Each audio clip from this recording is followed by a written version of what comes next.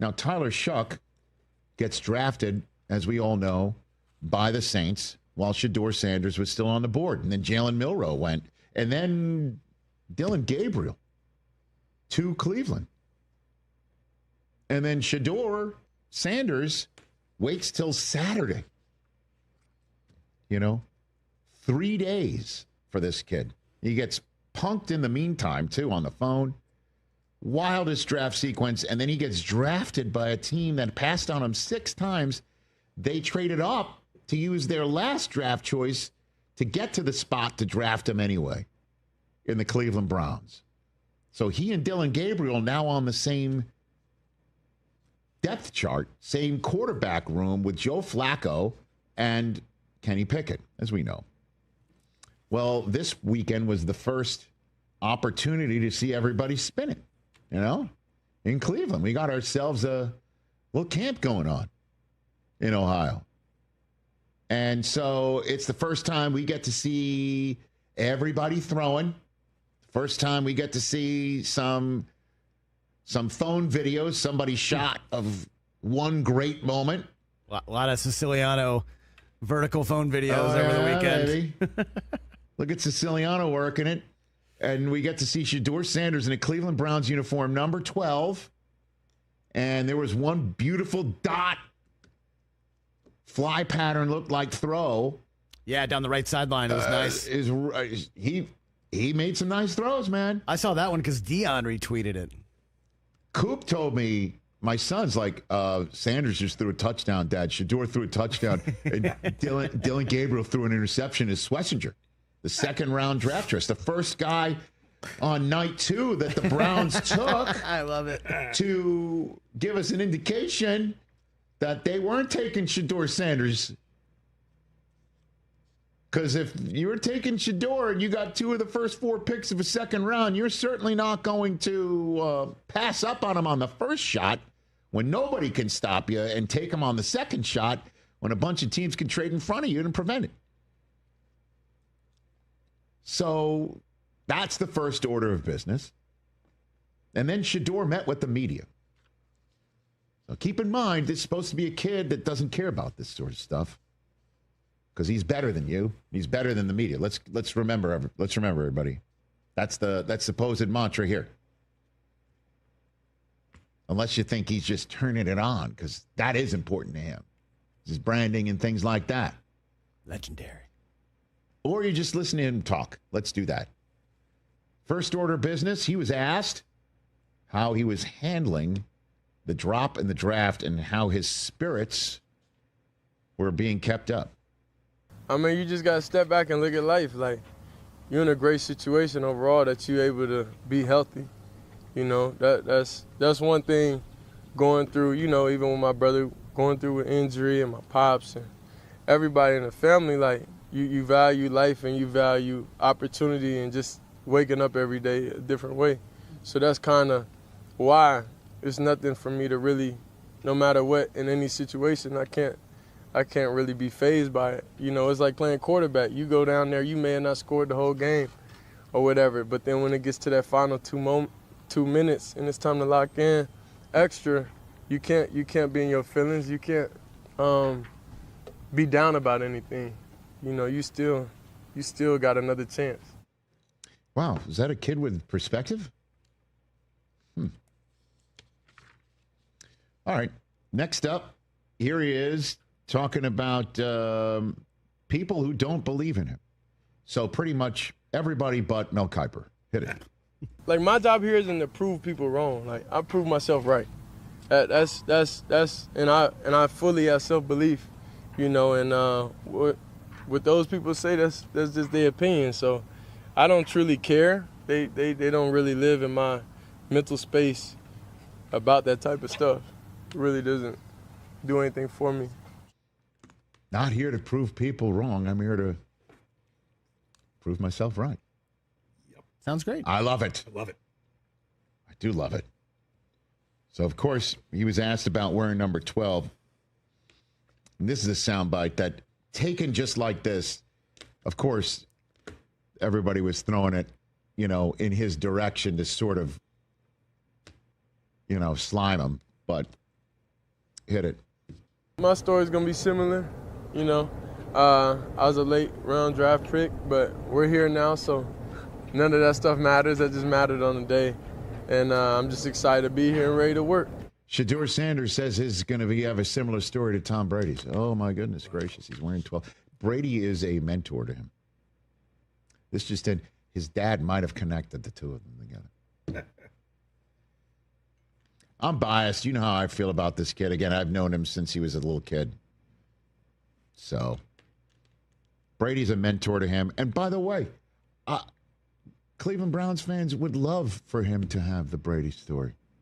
5th round selection. Yeah. So what are we calling it? We're calling it the Shedeur 5, right? With 5 quarterbacks taken before him. Including his teammate. Right? The 2 first-rounders, Dart, obviously Cam Ward, and Milroe Shuck, his teammate, Dylan Gabriel. Shedeur was asked about his popularity. Check it out. Shedeur, you have incredible popularity. You're just starting your career and you're immensely popular. Why do you think that is? Why do you think? You're likable. Well, yeah. I guess that's what it is. I just be myself every day. You know, I can't control what's external. I can only control what's internal. I love that question where you said, what do you think it is? Because you know why the initial question came, right? One would think. Again, I don't know the reporter or what it is. Why are you so famous? Why are you so popular? Oh, because who your dad is. Listen, it is 1,000,000% part and parcel of this guy's life who his dad is. Yeah, of course, and I understand, you know, his dad took him from one spot to another, and the whole business that is going to keep getting brought up if he does not do well with Cleveland or doesn't stick is the fact that his number got retired, and it wouldn't have happened if it wasn't for his dad to retire his number, all that business. But as he points out, it is now over and done with. He's now had his first press conference, and he handled himself brilliantly, I thought. On top of it, he's done well already. He's already visited his school in Cleveland. He's trying to be under the radar. I thought he was supposed to have a camera team with him. Now, you could say he would have had a camera team with him if he was a first-round draft choice or second-round draft choice. I guess we won't ever know. Oh, and by the way, there is a Heisman Trophy finalist he's battling for the job. Let's talk about Dylan Gabriel. He had this to say about the 4-quarterback race and his role in it in Cleveland. I think it's so early. You know, for me, I said that in the sense that I only know one way to prepare. I only know one way to work, and that is as the starter. You know, I've played a bunch of ball and have a lot of experience, so I'm going to use that to my advantage. But for the most part, I can't say that right now. I got to continue to dominate the moment and have great practices. As you build upon that, you know, I still look forward to meeting my new teammates, you know, the vets on Monday. So I think that'll be a question down the road. But I think every day I approach is like I'm going to go get that rep. And, you know, I live it like that. Okay. Hey, that's a formidable opponent for Shedeur right there, man.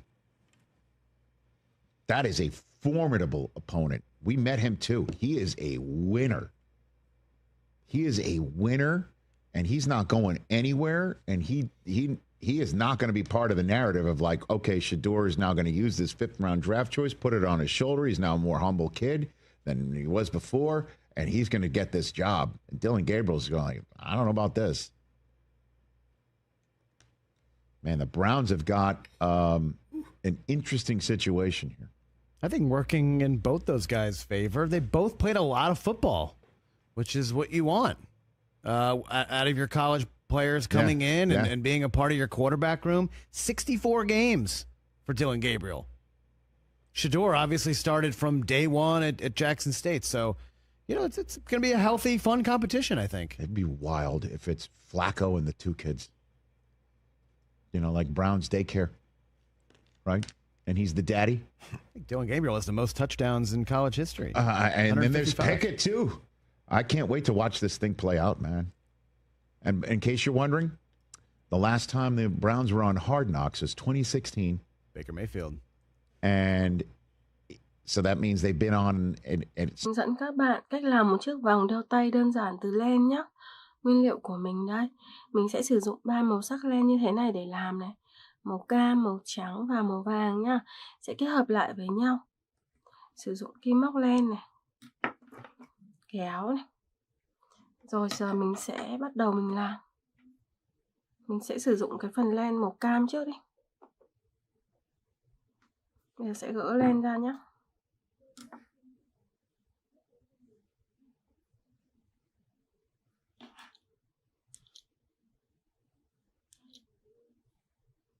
Mình sẽ đo.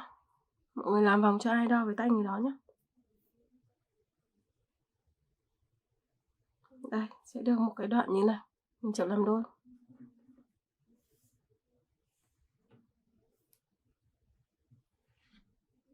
Bây giờ sẽ móc vào đây một cái nút thắt.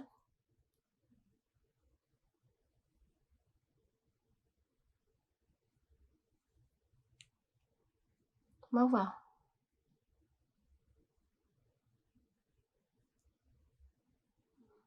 Bây giờ sẽ móc những cái mũi bình kép nhá. Móc hết cái đoạn dây này nha mọi người. Đây, móc xuống đây.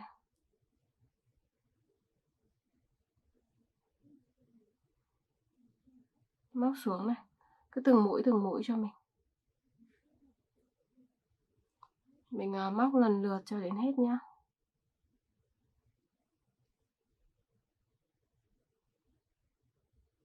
Mũi tiếp theo này.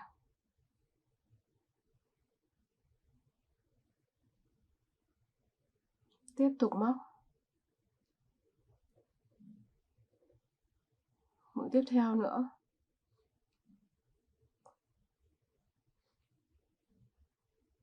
Tiếp tục móc.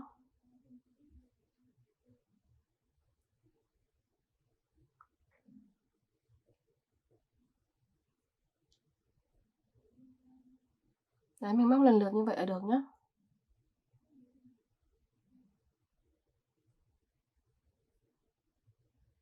Đấy, móc tiếp này.